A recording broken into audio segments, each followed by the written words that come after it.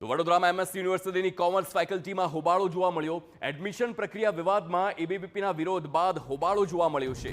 Commerce ફેકલ્ટીના ડીને વિદ્યાર્થી સંગઠન પર ગંભીર આક્ષેપ કર્યા। વિદ્યાર્થી નેતાએ સ્ટાફ સાથે મારામારીનો આક્ષેપ કર્યો છે। ડીનને લાફો મારવામાં આવ્યો હોય તેવો દાવો કરવામાં આવ્યો। ઉગ્ર બોલાચાલી બાદ એડમિશન પ્રક્રિયા અટવાઈ છે।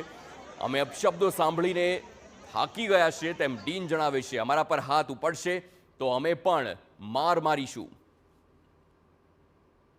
આ લોકોને બંધ કરો। આજે સવારે કપિલ જોશી, લાડમેન, નિખિલ સોલંકી અને અત્યારે વિદ્યાર્થી પરિષદ નામે આવ્યા।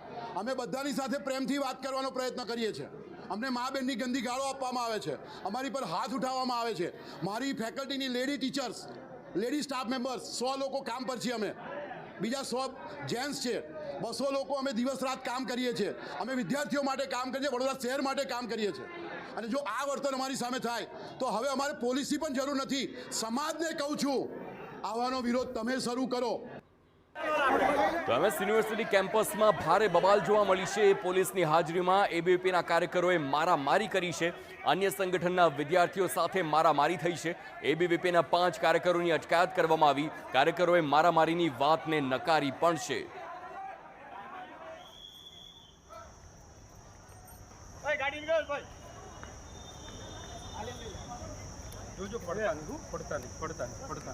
પોલીસ છાવણીમાં ફેરવાય છે। સત્તાધીશો છે એમને હું કહેવા માંગુ છું કે વિદ્યાર્થી પરિષદ હંમેશા વિદ્યાર્થીઓ માટે લડત લડી રહ્યું છે।